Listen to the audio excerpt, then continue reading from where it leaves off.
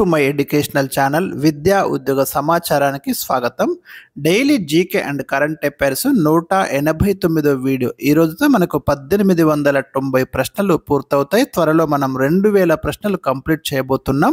ఈ సిరీస్లో మరి చాలా ముఖ్యమైన క్వశ్చన్స్ ఇస్తున్నాను. Current affairs, standard GK, general awareness ప్రతిదీ కూడా మరి జాగ్రత్తగా చూస్తూ మీకు కవర్ చేయడం అనేది జరుగుతుంది.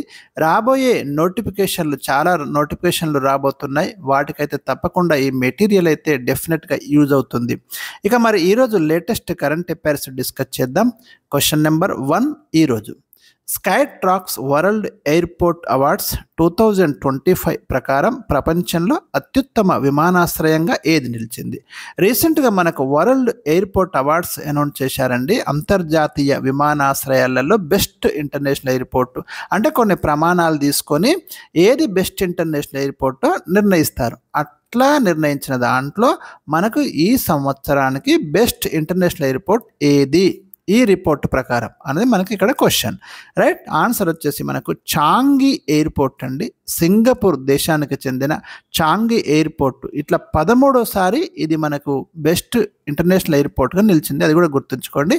సింగపూర్ మీకు గుర్తుంచుకోవడం కూడా చాంగి ఇట్లా లింక్ చేసి అయితే గుర్తుపెట్టుకోండి మీరు. ఈ ఎయిర్పోర్ట్ ఇలాంటి ఘనత సాధించడం 13th టైం. ఇక సెకండ్ ప్లేస్లో ఉన్న ఎయిర్పోర్ట్ ఏది అంటే మనకు హమాద్ ఇంటర్నేషనల్ ఎయిర్పోర్ట్ అండి. దోహాలో ఉంది. ఇక్కడ కూడా మీకు ఇట్లా గుర్తుంచుకోండి. డైరెక్ట్ అడుగుతాడు హమాద్ ఇంటర్నేషనల్ ఎయిర్పోర్ట్ ఏ నగరంలో ఉంది? దోహా ఇక్కడ మీకు ఖతార్. ఇక టోక్యో ఇంటర్నేషనల్ ఎయిర్పోర్ట్ ఇది జపాన్కు చెందింది. 3rd ప్లేస్లో ఉంది. First, second, third top 3 international airport list ఇక్కడ మీకు ఇవ్వడం అనేది జరిగింది. ఇక ఇండియా విషయానికి వస్తే బెస్ట్ ఎయిర్పోర్ట్ ఇన్ ఇండియా సౌత్ ఏషియాలో ఆ అవార్డు ఎవరికి వచ్చింది? ఏ ఇంటర్నేషనల్ ఎయిర్పోర్ట్కి వచ్చిందంటే ఇందిరాగాంధీ అంతర్జాతీయ విమానాశ్రయం న్యూఢిల్లీలో ఉందండి. ఈ విమానాశ్రయానికి best airport in India south Asia award లభించింది.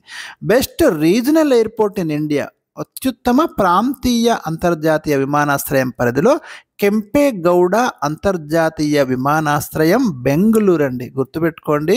ఇది క్వశ్చన్ అడుగుతాడు, ఎక్కడుంది, ఏ నగరంలో ఉంది అంటాడు. Kempegowda international airport.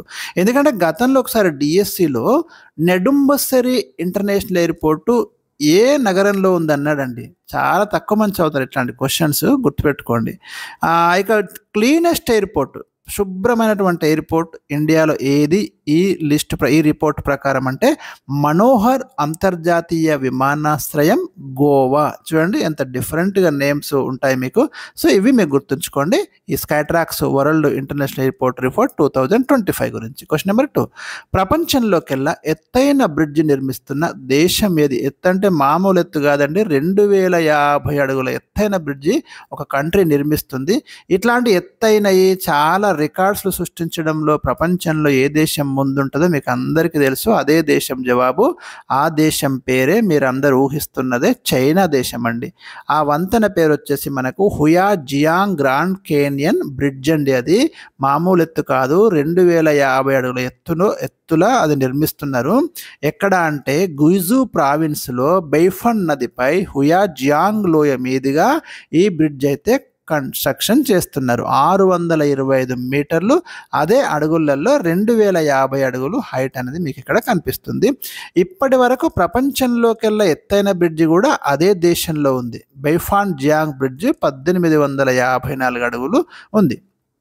Question number 3 ఏ సంవత్సరం నుండి గ్రీన్ హౌస్ వాయువు ఉద్గారాలపై గ్లోబల్ ట్యాక్స్ విధించాలని 2025 ఏప్రిల్లో జరిగిన ఇంటర్నేషనల్ మ్యారిటైమ్ ఆర్గనైజేషన్ సమావేశంలో నిర్ణయించారు. ఈ సముద్ర ప్రయాణాలకు సంబంధించి ఈ నౌకలు ఏవైతే ఉంటాయో వాటి నుంచి గ్రీన్ హౌస్ గ్యాసెస్ అంటే కార్బన్ డైఆక్సైడ్ లాంటి వాయువులు రిలీజ్ అయ్యి చాలా నష్టం జరుగుతుంది, పొల్యూషన్ ఏర్పడుతుందని చెప్పి ఒక 60 దేశాలు రీసెంట్ ఒక మీటింగ్ కండక్ట్ చేసుకొని ఒక నిర్ణయం తీసుకున్నాయి. ఏం నిర్ణయం తీసుకున్నాయంటే 2028 నుండట వీళ్ళు ఇలాంటి నౌకలు ఏవైతే కార్బన్ డైఆక్సైడ్ రిలీజ్ చేస్తున్నాయో వస్తున్నాయో అలాంటి నౌకలకు గ్లోబల్ ట్యాక్స్ వేస్తాము అని ఒక నిర్ణయం అయితే తీసుకున్నాయి. చూడండి, దీని ప్రకారం నౌకలు విడుదల చేసే ప్రతి టన్ను CO2 పై, ఇక్కడ గుర్తుంచుకోండి, ప్రతి టన్ను కార్బన్ డైఆక్సైడ్ పై $100 చొప్పున పన్ను విధించడానికి దాదాపు 60 దేశాలు అగ్రిమెంట్ చేసుకున్నాయి. ఇక్కడ ఎక్కడైనా ప్రశ్న రావడానికి అయితే అవకాశాలు ఉన్నాయి. ఓడల్లో వాడే ఇంధనాన్ని, ఫ్యూయల్కు కూడా కొన్ని ప్రమాణాలను ఈ సమావేశం నిర్ణయించింది. Question number 4. 2025 ఏప్రిల్ నెలలో భారత రాష్ట్రపతి ద్రౌపది ముర్ము పర్యటించిన యూరోపియన్ దేశాలు ఇవి.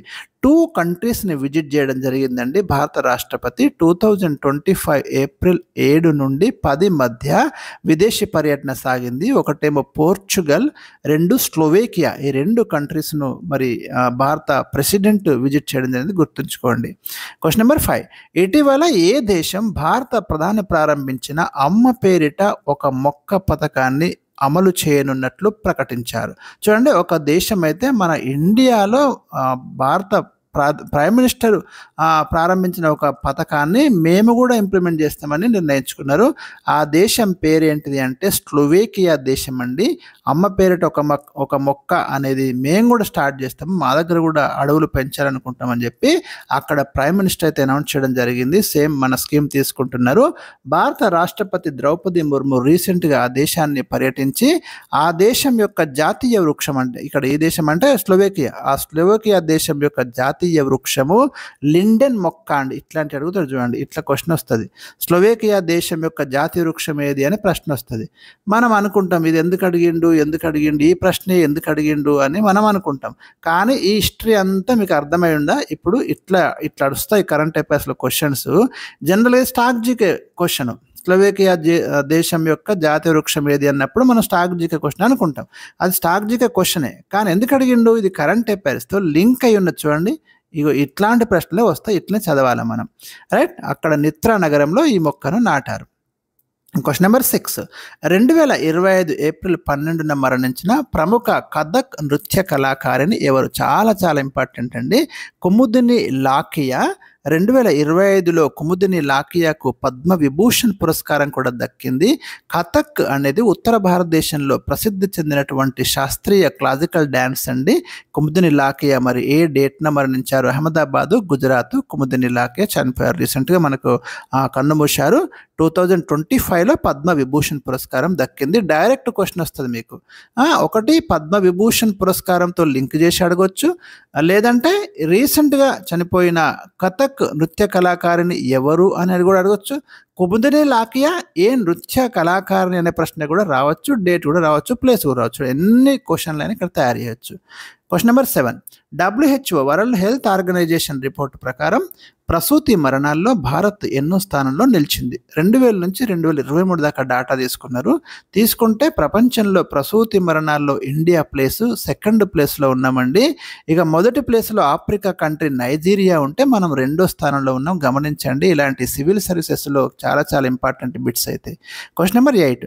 వికలాంగులకు సంబంధించిన ప్రాజెక్టు నిమిత్తం ఏ ఆఫ్రికా దేశానికి భారత్ 8.52 కోట్ల రూపాయల ఆర్థిక సహాయాన్ని ప్రకటించింది? రీసెంట్గా ఒక ఆఫ్రికన్ కంట్రీకి మనం అనౌన్స్ చేయడం జరిగింది.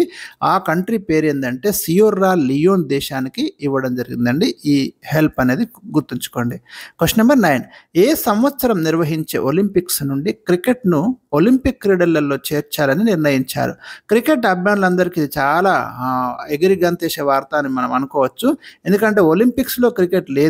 ఒక్కసారి అప్పుడు 1900లో నిర్వహించిండ్రు, 2 జట్లు పాల్గొన్నాయి, తర్వాత నుంచి తీసేసిండ్రు.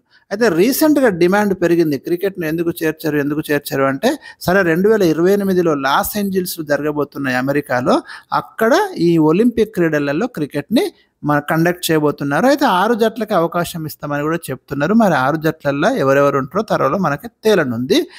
1900లో జరిగిన ఒలింపిక్స్లో ఒక్కసారిగా క్రికెట్ క్రీడను నిర్వహించడం అనేది జరిగింది. అప్పుడు 2 టీమ్స్ పాల్గొన్నాయి, great Britain and France. Last question today. భారత రాష్ట్రపతి ద్రౌపది ముర్ముకు 2025 ఏప్రిల్ 10న ఏ విదేశీ యూనివర్సిటీ గౌరవ డాక్టరేట్ ప్రదానం చేసింది? చాలా చాలా 5 స్టార్ క్వశ్చన్ అండి ఇది, ఎక్స్పెక్టెడ్ క్వశ్చన్ కూడా, మోస్ట్ ఇంపార్టెంట్, మీరు రాసి పెట్టుకోండి.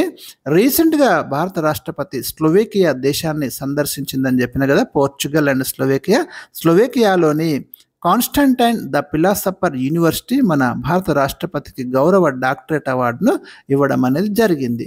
సో ఇవి ఈరోజు మీకు ఇచ్చినటువంటి చాలా ముఖ్యమైన ప్రశ్నలు. మరి మీరు తప్పకుండా మీ ఫీడ్బ్యాక్ అయితే ఇవ్వండి. వీడియోని లైక్ చేయడం అయితే మర్చిపోకండి. ఛానల్ని సబ్స్క్రైబ్ చేయండి, షేర్ చేయండి. Thank you for watching.